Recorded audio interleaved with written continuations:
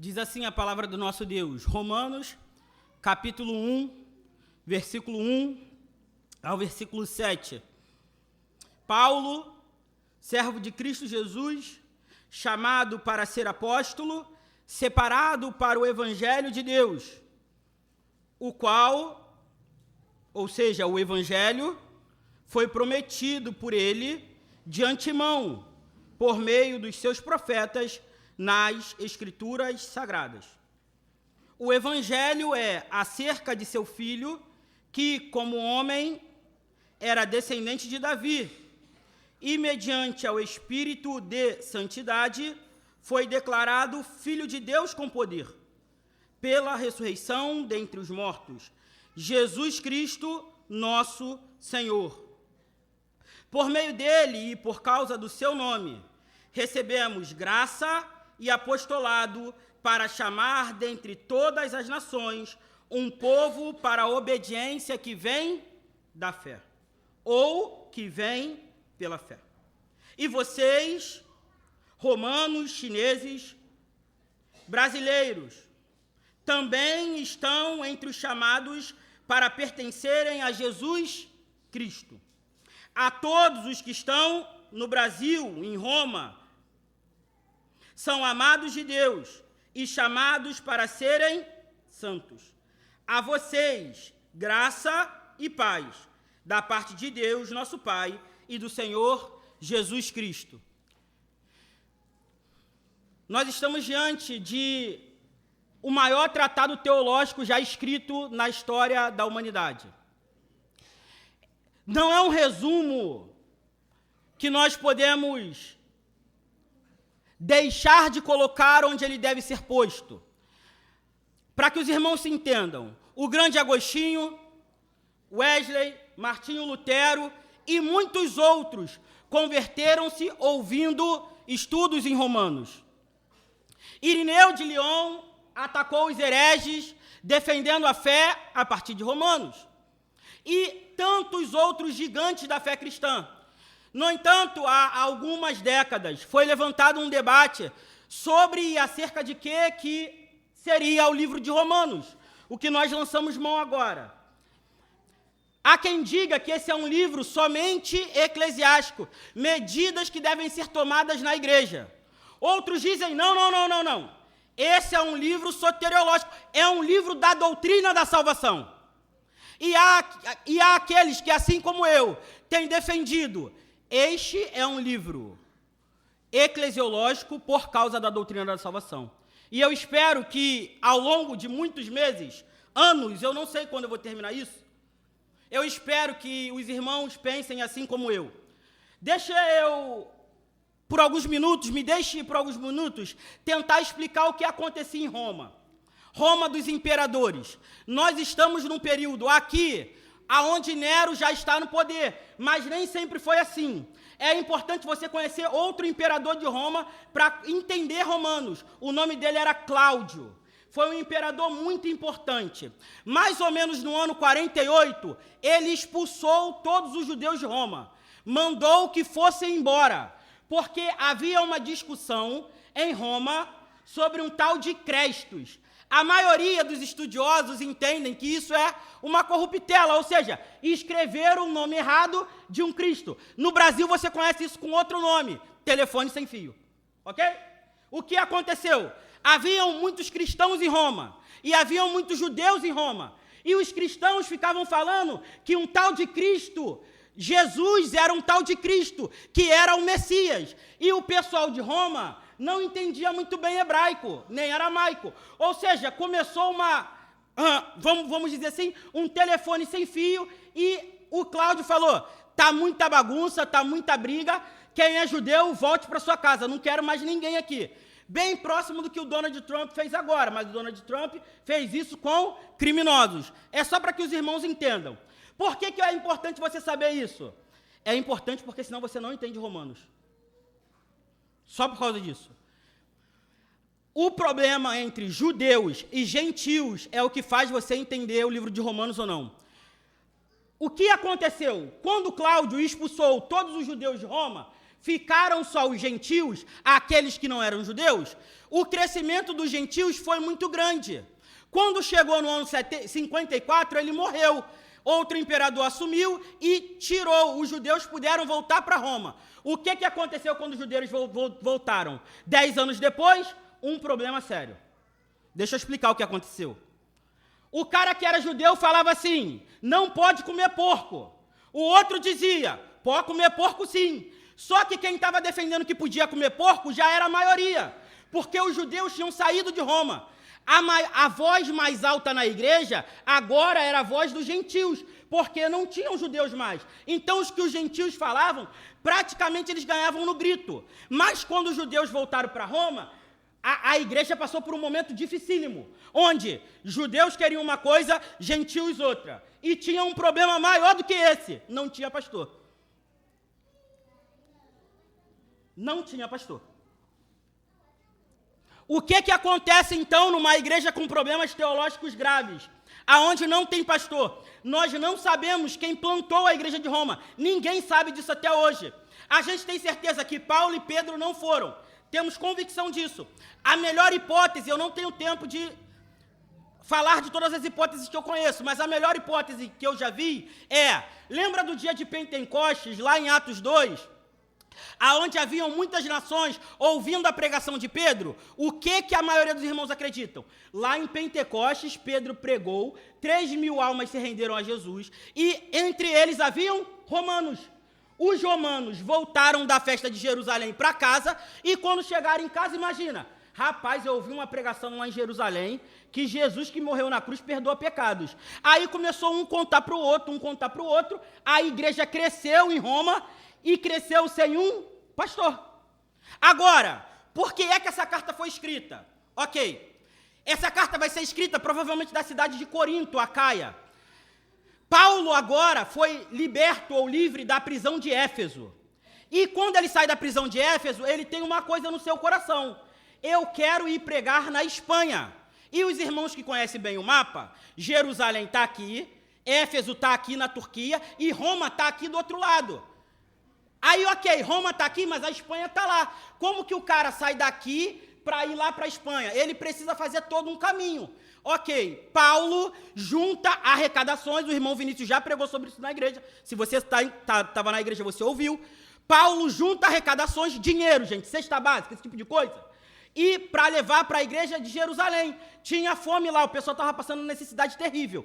Então, Paulo tem 2 motivos. Ele precisa ajudar a igreja de Jerusalém e ele precisa ir até a Espanha. Mas ele está no meio do caminho. Aí ele vai falar o seguinte, ele vai escrever essa carta e ele vai falar, olha, eu estou aqui, eu vou lá em Jerusalém, vou levar os donativos, as cestas básicas, vou levar ajuda, mas o meu intuito é chegar até a Espanha. E vocês estão quase na metade do caminho. Eu preciso da igreja de Roma para pregar na Espanha. Então, basicamente, o contexto é uma igreja fraturada, dividida, uma igreja que não dá certo, gentios e judeus juntos. Então, Paulo precisa tratar o problema da comunhão dos santos. Outro problema, Paulo precisa da ajuda da igreja de Roma para chegar até Espanha. Então, o irmão precisa ter essas 2 coisas na mente. Paulo quer tratar a fratura na comunhão e Paulo quer chegar até a Espanha. Ok. Mas como uma igreja ouve alguém que nunca foi o seu pastor? Esse é o grande ponto aqui, irmãos. Como a igreja de Roma ouvirá Paulo se ela nunca viu a face de Paulo? E aqui eu já começo com aplicações em 5 minutos de sermão. Uma igreja só deveria ouvir um líder se ele tem boa teologia. A igreja de Roma vai ser cativada, por assim dizer, pelo apóstolo de Paulo, porque ele tem boa teologia. Meu primeiro ponto ao ouvirmos esses 7 versículos, fica notório porque uma igreja aceitou a autoridade de Paulo. Fica notório porque ou qual a causa de cristãos aceitarem ouvir alguém num púlpito. E eu espero que os irmãos, a partir dessas realidades, concordem comigo. Olhe para a sua Bíblia. Romanos, capítulo 1, versículo 1. Paulo, escravo, Permita-me parar, mas não farei como Martyn Lloyd-Jones. Martyn Lloyd-Jones prega um sermão inteiro em cima dessas duas palavras. Paulo, um escravo. Primeira coisa que os irmãos precisam entender é: Roma é a grande metrópole do mundo. Roma é a grande cidade. Roma está os maiores intelectuais. Em Roma encontra-se o maior poder aquisitivo do mundo de Paulo. Só que é para a mesma Roma, grandiosa, pomposa, que Paulo envia um tratado que começa com duas palavras: eu, Paulo, escravo. Normalmente, quando a gente quer ser ouvido, nós começamos com as nossas credenciais. Cursei isso, fiz aquilo, o mestrado é em tal lugar, o doutorado é em outro lugar, eu tenho tal experiência, eu já fiz isso por tantos anos, trabalhei na multinacional, faço isso, isso, isso e isso. Paulo, na maior cidade do mundo, começa dizendo apenas escravo. É o jeito mais decente de um cristão se apresentar. Mateus, escravo. Não se engane, não se engane. O mundo romano sabia muito bem o que era um escravo. Permita-me resumir rapidamente para você. Escravo, aquele que não tem direito nem da própria comida. Paulo aqui se coloca debaixo de alguém. E não se coloca debaixo de alguém meio termo. Eu estou debaixo de certa pessoa, mas às vezes, eu deixo o meu temperamento gritar e eu passo por cima da liderança dele. Não. Paulo é escravo de alguém chamado Cristo Jesus. Ué, mas eu não acabei de dizer para vocês que em Roma teve um problema por causa de Cristo? Sim. Na carta de Paulo, portanto, ele quer resolver o problema com o nome de Cristo. Cristão, aprenda uma coisa. Na maior parte do tempo, nós podemos saber se alguém é cristão ou não pelo tempo que ele passa defendendo o que defende. Deixa eu explicar isso em outras palavras. Dá para saber como é o seu coração com meia hora de conversa. Basta saber aquilo que você defende, aquilo que você morreria, aquilo que te ofende. Normalmente, nós nos ofendemos com aquilo que mais amamos, com aquilo que mais cativa a nossa alma. Nós, normalmente, nos ofendemos com aquilo que é mais precioso e valioso para a gente, por aquilo que nós temos mais admiração. Paulo começa a defesa dele, defendendo não o próprio nome. O nome dele ele já rebaixou. Não se engane, todos nós somos escravos. A grande pergunta é de quem? Paulo é escravo de alguém chamado Cristo. Não podemos negligenciar o que essa palavra quer dizer. Eu sei que tem aqui irmãos amados que não acreditam numa escatologia israelita. O que é isso? Mateus, assim como o irmão Augusto Nicodemos, não defende que tem nada para Israel. Israel é só uma nação e acabou tudo, Mateus. Os judeus não quiseram Jesus, Israel não é mais o relógio teológico, tudo bem, ok. Israel pode não estar na sua escatologia, mas eu quero te lembrar uma coisa. Paulo era escravo de um Jesus que era chamado de Cristo. Nós temos um Messias, nós temos um Salvador humano, nós temos um rei que há de governar sobre nós, por aqueles que já desejamos o seu reino e a sua vinda. Não se engane, a sua decisão de partido político, quando não é filtrada pela realidade do que é ser um escravo de Cristo, é uma decisão fracassada. Os homens naturais não podem resolver o problema da sociedade, não podem resolver a demanda do pecado na sociedade. É por isso que na grande Roma, Paulo se apresenta como escravo de um rei que pode resolver as demandas da sociedade. Antes de tudo, me permita ser enfático nisso. Se a sua decisão política não está depois da sua decisão do reinado de Cristo, a sua decisão é uma decisão dada ao fracasso. Mas, Mateus, eu pertenço ao partido A.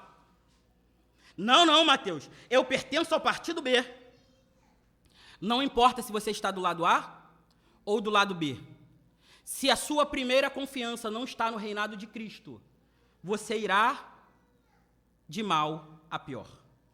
Ok, Paulo é escravo de um rei judeu, chamado Cristo. E ele diz abertamente, eu fui chamado apóstolo. Me permita colocar os pingos nos is. Não há hoje, vivo, desde a morte do último apóstolo João, não há um homem que possa falar: eu estou do mesmo nível que os 12, mas Paulo. Não existe ninguém que possa falar que foi chamado apóstolo no sentido que Paulo está dizendo. Não existe ninguém. Mateus, mas a palavra apóstolo pode ser usada no sentido missionário? Provavelmente pode ser usado, e a gente tem discussão sobre isso. Mas eu estou declarando para você, não existe apóstolos da mesma maneira que Paulo e os 12. E vai ficar claro porque eles são assim, na leitura do texto. E agora Paulo faz um trocadilho de palavras com a gente. Ele é um apóstolo separado para o evangelho. Irmãos, aqui está a beleza do que é o texto bíblico, e da poesia e dos trocadilhos. Essa palavra separado, a raiz dela é a mesma raiz de fariseu. Provavelmente o que Paulo está fazendo um trocadilho aqui é: alguns se separaram para serem fariseus, homens religiosos, rigorosos. No entanto, Deus me separou para ser um ministro do evangelho. O que está em jogo agora, nos próximos versos, é: Paulo é escravo de alguém que é rei do universo, e ele não é apenas escravo de alguém que é rei do universo. Ele foi separado por uma coisa que ele chama de evangelho. Evangelho de Deus. E aqui muita gente se engana. Nos dias atuais, a palavra evangelho tem um cunho religioso. Por exemplo, quando você diz eu sou evangélico, o que você está querendo dizer? Pertenço provavelmente ao protestantismo. Ok, mas não é isso que Paulo tem em mente aqui. A palavrinha evangelho nesse texto era uma expressão usada politicamente. O que eu quero dizer com isso? Havia um imperador. Quando o imperador morria, quem assumia? Normalmente, o filho. Essa sucessão era marcada, Essa sucessão era marcada por um anúncio chamado evangelho. Por exemplo, nasceu o filho do imperador. Gritavam-se nas ruas: tenho uma boa notícia, ou tenho evangelho. Eu tenho uma notícia que deve ser ouvida em todo o império. Era uma notícia política. Mas Paulo atrela o evangelho a uma notícia política. Porque antes de tudo, o evangelho é um anúncio a todos os homens que Deus veio reinar a partir da terra. Antes de tudo, o evangelho é um outdoor a todos os homens que Deus encarnou e habitou entre nós. Vimos a sua glória. Antes de tudo, o evangelho deve tocar no homem completo. E Paulo agora vai tentar esclarecer coisas difíceis de entender na atualidade. Versículo número 2. E agora começamos a exposição de fato. Esse evangelho foi anunciado ou pré-anunciado, ou, nas palavras da NVI, esse evangelho foi prometido por meio dos profetas. Primeira coisa que a nossa igreja e as igrejas precisam entender: o evangelho não começou em Paulo. O evangelho não começou na encarnação de Jesus de Nazaré. É um erro severo, não é um erro bobo. O evangelho foi prometido nos profetas, irmãos. E o que a igreja precisa entender é: se um homem não começa a se entronizar nas coisas do céu a partir dos profetas e dos salmos do Antigo Testamento, ele não pode falar do evangelho. Ele não entende o que é o evangelho. O evangelho começa na promessa de Isaías, de Miqueias. O evangelho é, antes de tudo, uma promessa de Deus ao longo do tempo, que começou em Eva. Gênesis 3,15, Eva: haverá uma batalha. O seu descendente lutará contra o descendente da serpente. O descendente da serpente vai tentar matar o seu descendente, mas ele lhe esmagará a cabeça, e o outro lhe ferirá o calcanhar. O que é isso? A vitória da vida sobre a morte. O evangelho começa em Gênesis 3,15 e perpassa toda a Bíblia. A primeira coisa que nós precisamos entender aqui é: A minha primeira aplicação a partir do versículo 3. Nós não devemos confiar em alguém que não confia no Antigo Testamento. Querido irmão, ouça com muita atenção. Uma vez eu fui chamado para um fórum evangelístico. Na época eu pregava muitas vezes na rua, eu já pregava mais de 2, 3 anos na rua. E uma igreja, não vou falar a denominação, mas é histórica. Uma igreja grande me chamou para um fórum. Fórum, acaba a pregação, bota uma mesa e fica um monte de palestrante respondendo perguntas. E aí teve uma pergunta assim: o que você não deve fazer no evangelismo? E eu quieto lá na minha, né, falei, vou responder nada para acabar mais rápido e eu ir embora. Tomando meu cafezinho. Aí um irmão levantou para poder falar. Eu quero falar sobre o que não deve fazer no evangelismo. E o irmão disse assim: não deve pregar o Antigo Testamento no evangelismo. Eu engoli o café, esperei todos falarem, falei, eu sei que eu sou o menor da mesa, mas deixa eu dar uma palavrinha sobre isso. É impossível provar a divindade de Jesus sem o Antigo Testamento para judeus. É impossível falar da ressurreição dos mortos se você não começar do Antigo Testamento. É impossível falar da vinda do Messias se você não começar do Antigo Testamento. É impossível fundamentar um Deus criacional sem o Antigo Testamento. Ou seja, se você tirar o Antigo Testamento, você destrói a base do Novo Testamento e você não tem o que pregar aos ímpios. Tem se levantado um movimento que provavelmente a cabeça dele no Brasil será o Ed Renekiewicz. Um movimento onde é desacreditado o poder dos salmos e dos profetas.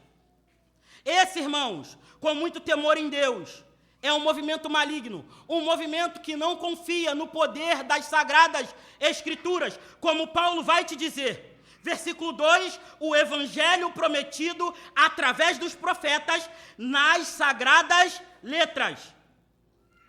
Queridos irmãos, não pode ser aceito um tutor, um pregador, um pastor, um bispo, um presbítero, num púlpito diariamente, que não consiga nos esclarecer o Antigo Testamento. E olha que quem está aqui tem um pezinho no Novo Testamento. Mas eu preciso ser honesto.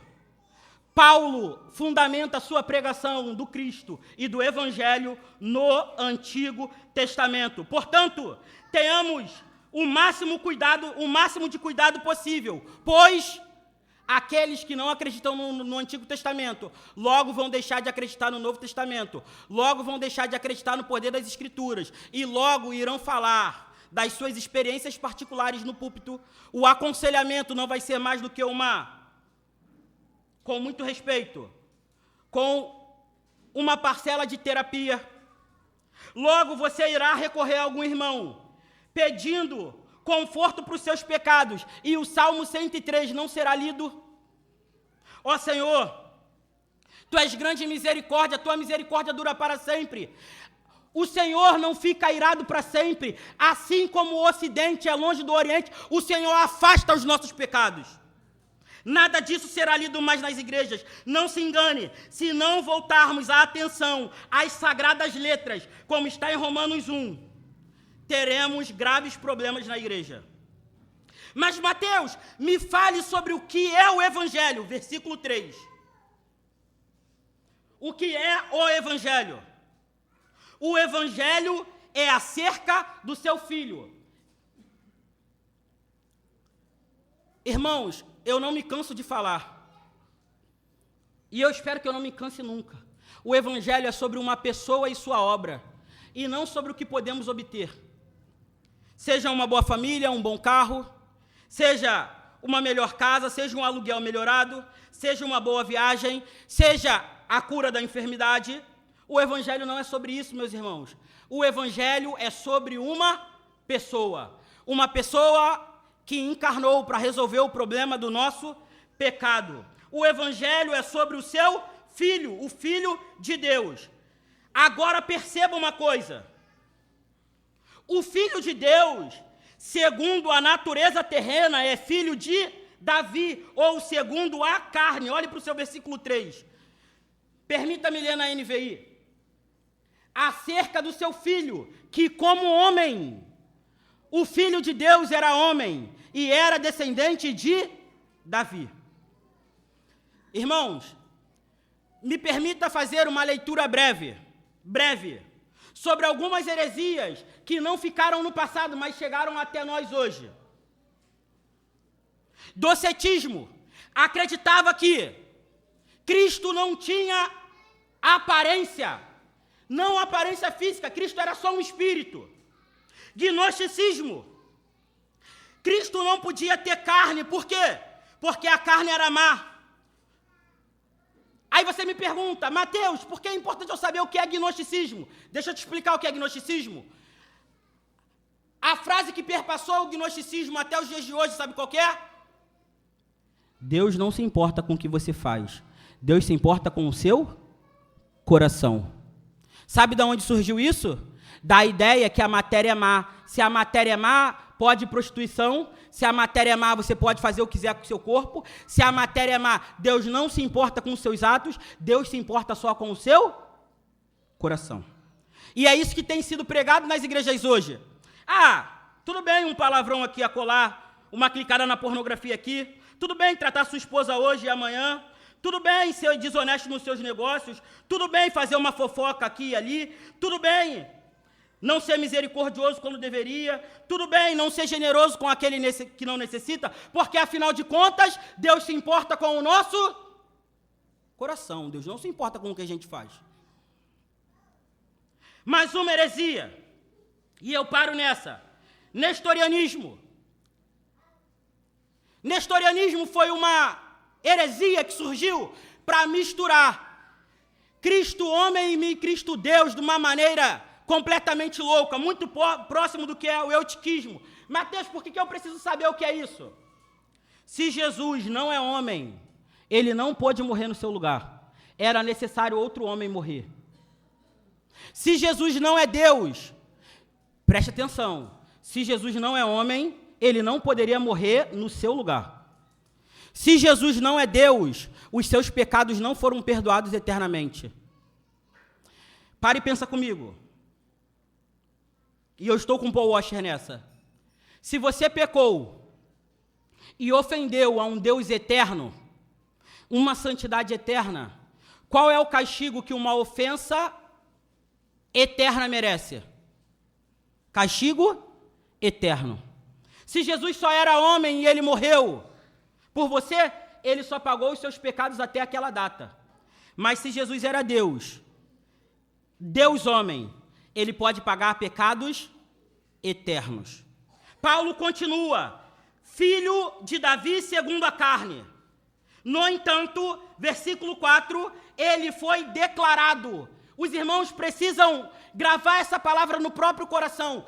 Abrirem o coração para ela, escancararem o coração e guardarem no coração essa palavra. Jesus foi declarado. Perceba, declarado é como uma sentença jurídica, é como o juiz bater o martelo.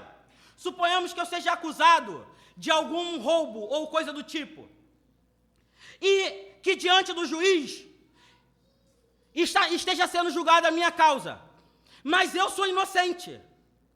Mas o juiz está averiguando se sou assim. Quando o juiz bater a sentença, mesmo que ele me declare o que eu já sou, isso só é uma notificação. Nós averiguamos e, de fato, ele é o que ele disse ser. Ele é inocente. Essa palavra aqui é a mesma coisa. Não é que Cristo passou a ser Deus. Isso é outra heresia. Há aqueles que defendem que Jesus não era Deus. Jesus nasceu homem. Quando ele foi batizado, o Espírito Santo entrou nele e aí ele passou a ser Deus. Isso é uma mentira. Jesus é Deus encarnado. E para dizer isso, o autor nos lembra que ele foi declarado. O que isso quer dizer? Preste muita atenção. Um juiz bate uma sentença e um papel é escrito. Aqui, não. Aqui não é um papel que está sendo escrito. Aqui tem um outdoor para o universo. Mateus, qual é o outdoor para sabermos que Jesus era Deus? Olhe para o versículo 4. Jesus foi declarado, foi posto um outdoor, uma sentença, dizendo que ele era filho de Deus. com poder ou pelo Espírito de santidade, a partir da ressurreição dos mortos. O que a igreja precisa entender é: a doutrina da ressurreição dos mortos é um pilar da fé cristã. Se nós a removemos o sinal de que Cristo era de fato Filho de Deus, de que ele não era um homem normal, de que ele viveu sem pecados. A ressurreição dos mortos é aquilo que sustenta a nossa fé. Por isso que Paulo diz: se nós não cremos na ressurreição dos mortos, somos os mais miseráveis de todos os homens. Comamos, bebamos e morramos. Irmãos, com frequência eu preciso lembrar os meus alunos de uma verdade. Não basta crer em Deus para ser salvo. Preste muita atenção nisso. Eu sou obrigado a falar isso para adolescentes dia após dia. Professor, eu creio que Deus existe. Eu creio, professor, Deus existe. Eu sou obrigado a olhar nos olhos deles e dizer: e daí? E daí que Deus existe? Você se sente mais especial do que todos os homens porque Deus existe? E aí eu abro a Bíblia com muito amor, em Tiago 2,19, e peço para que ele leia: crê tu que existe um só Deus? Fazes bem. Os demônios também creem, e eles tremem. Nós precisamos sair do fideísmo, desse negócio de que acreditar que existe um Deus bom é suficiente para salvar as nossas almas. Não é. Dá para ir para o inferno crendo que Deus existe. Dá para ir ao inferno crendo que existe um só Deus. Não é que existem muitos. Tu pode falar: não, existe um só Deus, Criador do céu e da terra, e continuar condenado. Romanos 10:9 diz: se com a tua boca confessar que Jesus é o Senhor, que Jesus é Deus, se com o teu coração crer que Deus o ressuscitou dos mortos, você será. É necessário a uma igreja saudável ter boa confissão. Eu confesso que Ele é Deus. O que nós estamos olhando aqui hoje. É necessário boa confissão teológica. Nós cremos num só Deus, Criador dos céus e da terra. Nós cremos na encarnação do Filho. Nós cremos no bendito Espírito eterno. Nós cremos. Mas é preciso, irmãos, é preciso que essa teologia saia da cabeça e desça para o... É preciso crer com o coração. Quantos cristãos eu tenho encontrado hoje que têm uma mente cheia de teologia, mas um coração vazio de fogo do céu? Uma teologia que nunca saiu da mente e nunca afetou o coração. Mateus, como a doutrina da Trindade pode afetar o meu coração? Lembre-se comigo. O Espírito Santo que nos socorre em nossas fraquezas. Sabe como é que a doutrina da Trindade me ajuda? Quando eu me prostro diante do Senhor e eu não tenho mais palavras para invocar o seu nome, clamar pelas minhas mazelas e pecados, clamar pelas minhas necessidades. Sabe o que eu clamo? Bendito Espírito eterno de Cristo, me ensine a orar como convém. Irmãos, em algum momento da sua vida, toda essa teologia que você aprende do púlpito precisa sair da sua mente, do seu entendimento, da sua cognição e descer para a realidade prática. Os irmãos não podem virar noites e noites de sono, oração e jejum atrás de jejum, para poder pregar e toda a teologia ficar só na nossa. Isso não pode acontecer, irmãos. Seremos como um homem na frente do espelho, que logo vai embora e se esquece. Mais do que isso, irmãos, mais do que isso. A palavra de Deus diz, a palavra de Deus é categórica de dizer: se eu não tivesse vindo, se vocês não tivessem me visto, se vocês não tivessem me ouvido, vocês seriam livres dos seus pecados, mas porque vocês me viram, porque vocês me ouviram, vocês serão condenados. Sabe quem disse isso? Jesus de Nazaré.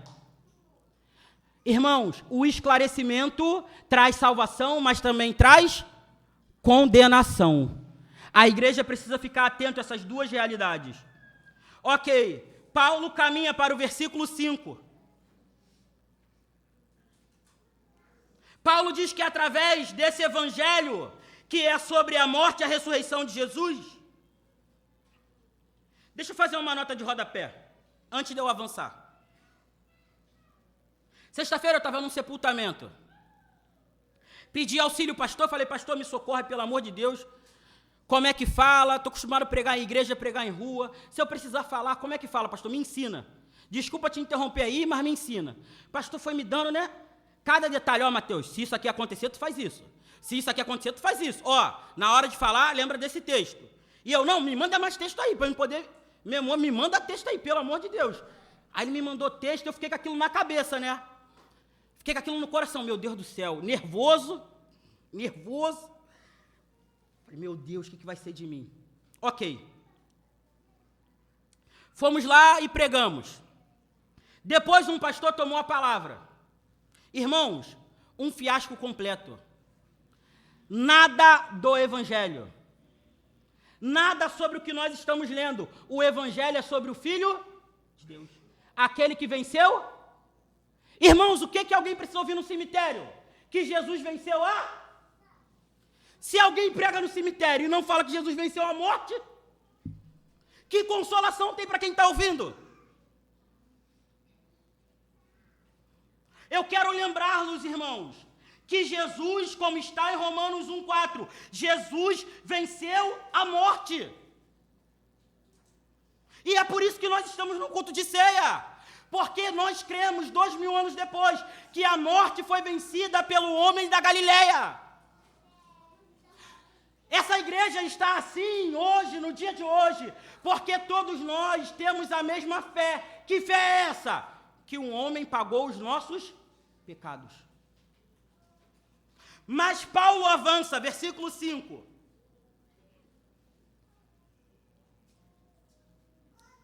Esse por meio, a NVI traduz um por meio dele aí. Por meio dele quem? De Jesus. Recebemos, literalmente, graça e apostolado, para chamar dentre todas as nações um povo. Pausa. Se você não é cristão e você veio aqui hoje, e você veio assim, hoje eu vou atrás da minha salvação. Ok, tudo bem. Mas não se engane, ele não veio salvar um homem, ele veio salvar um povo. Graça para chamar um povo. Vamos começar as aplicações sobre isso? Mateus, eu tenho muita dificuldade de viver em comunidade. Ora. Deus, não quero falar nada, mas eu vou ficar lá no meio. Eu falo para alguns irmãos, sou muito tímido, não consigo conversar. Fique em silêncio assim, no meio. Ó. Só pode participar se tu falar. É assim que é? Não, irmãos. Imagina se eu só quisesse falar. Ia ser cada doideira, irmãos. Xadrez, grego, ninguém entender nada. Ia ser uma conversa sem pé, sem cabeça. Aí vem um irmão falar do Flamengo. Opa, aí vem um outro irmão falar de um negócio legal. Olha isso aqui. Aí, opa, que história legal. Irmãos, ter comunhão não depende do nosso gosto particular. Depende do todo. Imagina. Só vou se em cima da carne moída tiver um ovinho frito mole. Não, irmãos. A gente vai, come macarrão de panela, né? Come o que tiver. A sua liberdade não pode sobrepujar, montar em cima da comunhão dos santos, irmãos. O que nós fazemos com os nossos desejos particulares? Abaixamos para viver comunidade. Deus veio salvar um povo. Se você quer uma vida isolada, aleatória, catolicismo. Cada um vive santidade sozinho, não sei o quê. Nós estudávamos aqui, nas quartas-feiras. Irmãos, até o louvor é comunitário na Bíblia. Não existe esse negócio de eu canto, existe nós cantamos. Não existe esse negócio, eu vou ser cheio do Espírito. Sejam, plural, sejam cheios do Espírito. Se você está buscando uma fé de realização particular e pessoal, cristianismo não é para você. O cristianismo é sobre um Deus e um povo. Um Deus plural e um povo plural. O cristianismo é sobre pedras vivas. Não somos iguais, temos diferenças e o amor de Cristo vai nos cercando para vivermos comunidade. Não existe esse negócio. Não, mas eu vou orar tanto dia, fazer 1000 devocionais, vou ficar mais santo. Eu nem acredito nisso, irmãos. Eu acredito que santidade é uma coisa desfrutada em comunidade. Comunidade. A única oração feita por Jesus foi uma oração em comunidade. Quando vocês orarem. Jesus esperava a comunidade em oração. Queria ter tempo para gastar 1 hora só falando sobre o povo de Deus. Paulo continua, versículo 5. Diz ele, por meio dele e por causa do seu nome, recebemos graça e apostolado para chamar de todas as nações um povo para a obediência que vem da fé. Obediência que vem pela fé. Risca aí na sua Bíblia. Esse é um versículo importantíssimo. Mateus, eu estou correndo aqui, ó Mateus, todo dia faço devocional e tá pago. Estou dando cesta básica, Mateus, porque caridade deve dar ponto com Deus, né? Mateus, nem pensei em relação sexual esse mês, acho que eu estou mais puro que todo mundo. Estou iluminado, vou virar anjo. Irmãos, primeira coisa que a igreja precisa aprender nesse versículo aqui, que traz acalento para a minha alma, obediência que vem da fé. Se você está fazendo alguma coisa para obter salvação, tu está lutando a guerra errada. Deixa eu tentar te esclarecer. Primeiro, você ouve o que é a salvação. Sim, ouve. A fé vem por ouvir e ouvir a... Ok. Você ouve, você empresta os seus ouvidos para ouvir a salvação. Quando você ouve sobre a obra da salvação, encarnação, dor, morte, ressurreição, assunção de Cristo, que foi pelos seus pecados, que foi para apaziguar a ira de Deus, que foi por tudo aquilo que é a salvação, aí você começa a analisar. Rapaz, será que eu sou um pecador tão grande assim? Deus precisava vir na terra? Aí tu começa a analisar. Eu sou um pecador. Preciso de salvação. Maravilhosa graça, ok. Quando você consegue compreender o que está sendo proposto, então você se aproxima de Cristo pela graça. Até aqui você fez alguma coisa? Não. O que você tinha para dar para Deus? Nada. Só os seus pecados. Eu também. Quando você crê, aí muda tudo.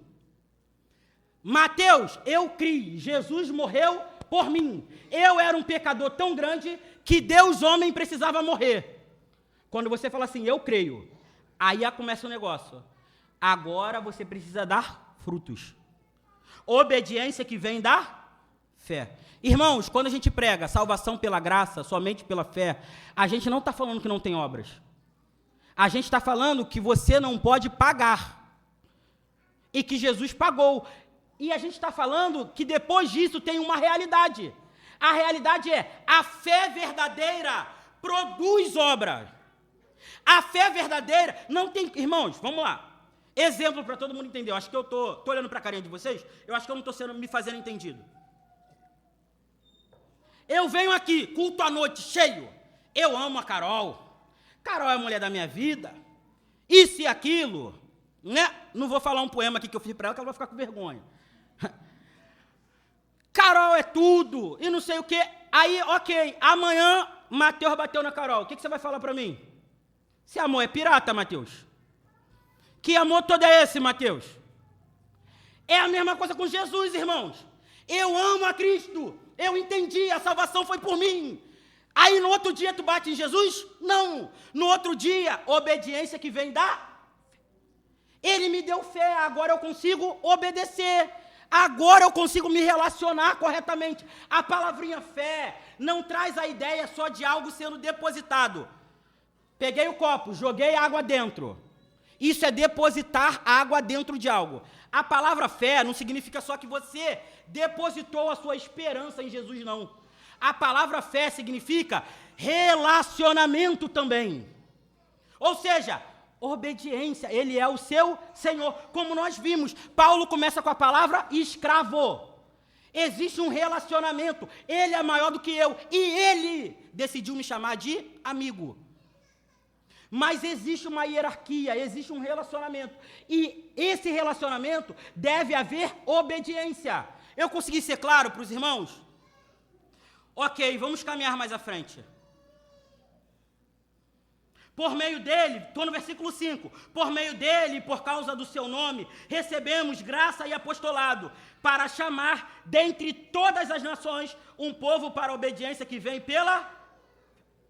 Deixa eu fazer aplicações missionárias aqui. Matheus Oliveira, licença. Débora. Chamar dentre todos os povos um povo. Antes de eu me casar, eu tinha aquele cabelo grande, não é porque eu gostava da moda não, tá? Não era por isso. Eu odiava ter que pentear cabelo. E lavar também. Eu tinha aquele cabelo grande porque eu havia feito um voto. Mateus está defendendo voto? Claro que não. Por mim que nem faça, tá? Mas se você quiser conversar disso depois, é outra história. Eu tinha um voto que, se eu não me casasse, eu tinha um tempo, e se eu não me casasse dentro desse tempo, eu iria virar missionário no campo mais perigoso da terra, janela 10/40, que é mais ou menos Turcomenistão, Azaquistão e etc. E minha família estava de boa com isso. Minha família, ó, se ele não casar, ele vai virar missionário da igreja perseguida. Minha mãe chorou, meu pai chorou, demorou alguns meses, eu chorei muito também, meus amigos choraram, mas eu estava convicto, eu vou virar missionário da igreja perseguida. E eu fiz o voto, ó, Jesus, se eu não consigo não casar, não vou cortar esse cabelo e vou pegar o avião para ir embora. Aí um parente meu chegou lá em casa, crente há 40 anos, 30 anos, guardar carteirada, né? Pessoal assim, guardar carteirada na gente. Aí eu tô sentado lá na sala, fazendo o quê? Tomando um cafezinho, né? Tomando meu cafezinho, aí a minha tia chegou. Soube que esse menino quer virar missionário da igreja perseguida. Aí eu falei, é verdade. Como que seus pais deixam isso? Isso é suicídio. Tá indo lá para o Afeganistão se matar? Aí eu falei, ué, não entendi. Aí ela tá assinando atestado de morte. E eu só fiz uma pergunta. E eles vão morrer sem conhecer o evangelho? Irmãos amados, nós não podemos brincar de missão. A gente tem que parar com essa balela que não dá para ir, vai meu dinheiro. Não dá para ir, vai a oração. Calma aí, pera lá. A que nível isso aí é verdade? Seu dinheiro vai ajudar o campo missionário? Vai. Sua oração vai ajudar o campo missionário? Vai. Mas será que você não consegue pregar o evangelho para ninguém? Espera aí. Mateus, mas eu não sou teólogo. Irmãos, se só os teólogos pregarem o evangelho, pelo amor de Deus. O chamado de Mateus 28 é para todo discípulo fazer discípulos. O que Paulo está dizendo aqui é, se você foi chamado pela graça, agora você tem uma responsabilidade. Anunciar essa graça. Não é possível que você não conheça um perdido para orar por ele eficazmente. Eu oro há 10 anos por um miliciano. 10 anos. 10 anos eu oro por um miliciano. Ele não me deu nem abertura ainda para pregar o evangelho. Mas eu estou na esperança que Deus vai me dar aquele cara. 10 anos, às vezes eu fico irritado. Quando eu descubro alguma coisa, eu fico, meu Deus, será que esse coração de pedra não quebra? Irmãos, nós não podemos nos iludir que, o Matheus Oliveira trouxe o programa missionário, está em contato com a urgência tal, eu dei a oferta voluntária, está tudo certo. Não está, não. Não venha com essa. Não está. Há perdidos, inclusive em Parque Alvorada. Há perdidos no seu trabalho, na sua família. Você tem uma responsabilidade para com o evangelho. Eu não consigo entender pessoas que defendem que o inferno existe, mas não pregam o evangelho para ninguém. Você não acredita no inferno. Porque ou você está enganado do que ele é. Porque se você acredita no inferno, E se você entende o que é o inferno, a eternidade separado de Deus, você estaria pregando o evangelho. Irmãos, se nós sabemos o que o inferno é, nós não podemos ficar apáticos com os perdidos. Caminho para o final. Versículo 6. E vocês também estão entre os chamados para pertencerem a Jesus. A todos os que estão em Roma, são amados de Deus e chamados para serem santos. Queridos irmãos, Mateus, tu me falou de pregar o evangelho, evangelizar o perdido, anunciar Jesus. Para onde que eu vou? Para onde a providência te levar. Aonde a providência está te levando? Quem que Deus colocou no teu caminho? Quem foi? Qual é o trabalho que Deus te deu?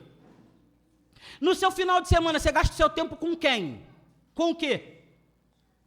É a oportunidade que você tem de fazer Jesus famoso, conhecido, amado, glorificado. Você está esperando uma oportunidade magnífica de estar num grande evento e poder pregar para 100 mil perdidos? Irmãos, honestamente, sabe quando isso vai acontecer? Nunca. Agora, se nós encararmos esse versículo, trouxermos ele para a realidade presente, qual é a oportunidade que eu tenho para poder pregar? Cadê o perdido que Deus botou na minha vida? Aquele ali, eu tenho mais afeição por aquele ali. Ele que eu vou orar daqui até a morte. Ou ele morre, ou eu morro, ou converte. Só tem 3 caminhos. Ou lá morre, ou eu morro, ou converte. Que eu não vou parar de orar. Quem são as pessoas? Mateus, eu estou com uma pessoa aqui na mente agora, mas não dá, né, Mateus? Já foi envolvido com droga. Irmãos, eu também. Imagina se o pessoal parasse de orar por mim. Ah, Mateus, eu não vou orar por fulana, porque só vive endemoniado. Maria Madalena também vivia endemoniada. A todos que estão em Roma. Roma aqui significa um sistema pior do que a Babilônia.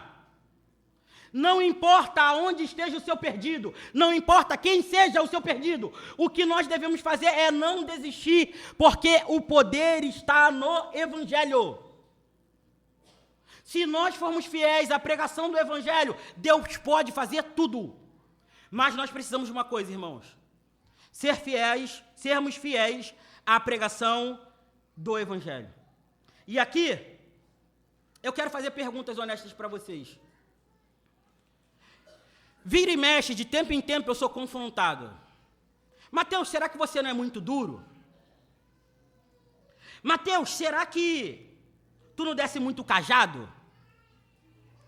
Mateus, será que você é misericordioso?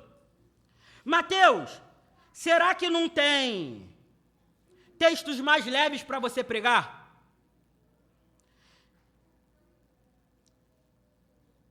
Isso não é uma defesa minha, mas uma defesa do Evangelho. Me permita responder isso publicamente com algumas perguntas. Será que os homens não poderiam ofender menos um Deus tão santo? Será que os homens não poderiam ofender menos a um Deus tão santo? Será que os homens não poderiam se tratar melhor nos seus relacionamentos diários, ao invés de estuprar, matar, roubar? Ao invés de mentir, fazer fofoca, intriga? Será que o próprio Senhor Jesus falou mais de dinheiro, salvação ou inferno? Resposta número C, inferno. Letra número C, inferno. Será que aqueles que me confrontam já estiveram na minha casa e viram como eu trato a minha esposa? E viram como eu trato os meus amigos? Número 5. Será que eles já me perguntaram se eu tenho prazer em ser duro no púlpito? Ou se é uma afirmação unilateral e arbitrária sobre a forma como que eu me comporto no púlpito? Eu tenho uma declaração pública sobre isso.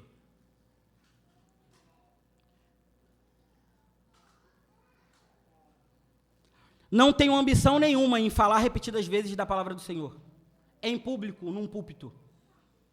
Enquanto for me pedido para que eu faça isso, sempre serei fiel à palavra do Senhor.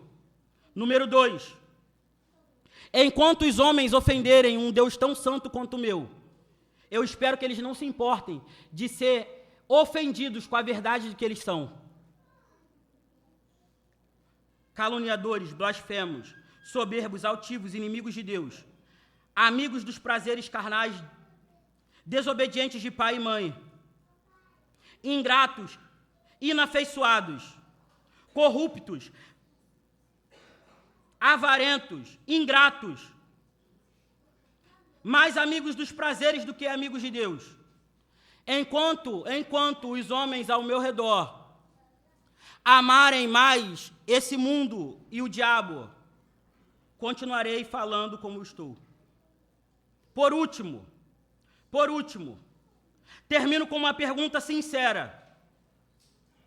Será que os romanos gostaram de ouvir Romanos 1,18?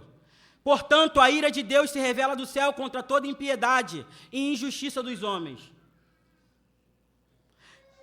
Assim, meus irmãos, eu pergunto, seria mais amoroso acalentá-los com a mentira? Seria eu menos amado por ser amigo de Deus e do texto? Seria eu mais amigo dos homens do que amigo de Deus? Termino com as palavras do apóstolo. A todos os que estão em Roma, são amados de Deus e chamados para serem santos. O meu trabalho é pregar a todos que estão em qualquer lugar do mundo, porque eles são amados de Deus e foram chamados para serem santos. A vocês, graça, favor de Deus e paz. Você pode ser livre da ira de Deus se você crer somente em Jesus. Da parte de Deus, nosso Pai, e do Senhor Jesus Cristo. Está aqui a minha introdução do Evangelho aos Romanos.